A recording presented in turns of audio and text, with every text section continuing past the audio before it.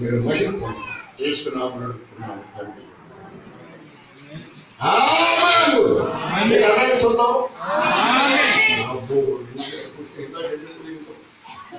అన్నిద్దరు వెళ్తున్నారని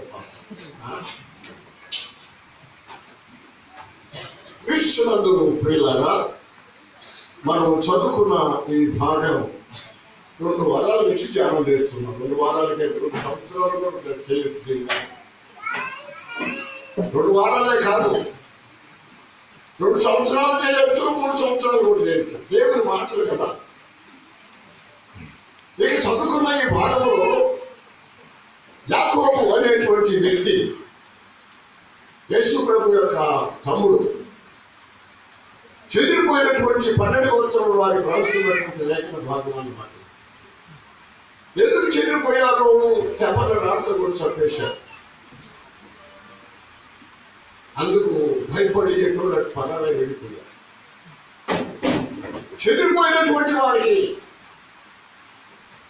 ఈ లేఖనాన్ని రాస్తున్నారు. దేవుని ఎందుకు రండి, అప్పుడు ఆయన మీ ఎందుకు వచ్చింది. పాపులారా మీ చేతులను శుభ్రం చేసుకున్నాడు. ఎన్ని చేతులు శుభ్రం చేసుకునేది నాకు అర్థమవుతుందా? నీకు చేతులు శుభ్రం చేసుకునేది చదివేసి అనుకుంటుండే, రుద్దుకుంటూ ఉంటుండే, పౌడర్ పూసుకుంటుండే. మాట్లాడలేదు, నాకు పౌడర్ పూసుకోవడం అక్కర్లేదు, సబ్బునే నేర్చుకోండి. దేవుని వాక్యం ఏమైనా తెలుసా? నేను విస్తారమైన సబ్బు రాసుకున్నాను, క్షారంతో కడుక్కున్నాను, నీ దోషం నాకు మరుగుమని కనబడుతున్నాడు దేవుడు. అంత ఖరీదుగా సబ్బు లేచి ఉంటాడు గోడ మొక్కని. విస్తారమైన సబ్బు రాసుకున్నాను. దేవుని లేఖన అన్నమాట.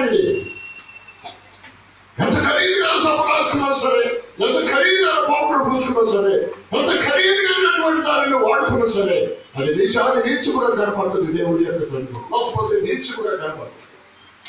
విస్తారమైన సబ్బు రాసుకున్నాను, క్షారముతో కడుక్కున్నాను, నీ దోషము నాకు మరకమని కలుగు. దేవుడి యొక్క స్టేట్మెంట్ మానవుడి యొక్క విషయంలో జాగ్రత్తగా నువ్వు ఆలోచన చేసుకుని ఎవరైనా సరే, నీవు కూడా దేవుని మాట అర్థం చేసుకుంటే నిన్ను నీవు తగ్గించుకుంటావు, నిన్ను నీవు బాదుకుంటావు, నిన్ను నీవు ఆ సొంతలాగే జీవితం జీవిస్తావు. నీవు అర్థం చేసుకోకనే ప్రార్థన కూడా చదివి చేయించారు. ప్రార్థన చేసినప్పుడే కొంతమంది ప్రార్థనే ప్రార్థన లేకపోతే భగవంతానికి ప్రార్థన తెలియకపోతే నీకు భగవంతానికి ఏమి సంబంధం? భగవంతుడు దేవుడికి నీకేమి సంబంధము? ఆయన కూతురుతో నీకేమి సంబంధము? ఆయన రాజ్యంతో నీకేమి సంబంధం? ప్రార్థన చేయకపోయినట్లయింది. విస్తారమైన సబ్బు రాసుకున్నాను, క్షారముతో కడుక్కున్నాను, నీ దోషము నాకు మరక వదిలిపోతుంది. ఎక్కడ పోతా మరక? ఆ పాపం మరక ఎక్కడ పోతుంది? ఎవరు చెప్తారు? దాన్ని రాజు చెప్తాడు. ఏమని? దేవుని వాక్యంలో దానికి విరుడు. దేవుని వాక్యంలో యోహాను రాసిన 1వ అధ్యాయం 7వ వచనంలో చూస్తే ఆ విరుడు ఏందక్కడ రాయించి పెట్టాడు.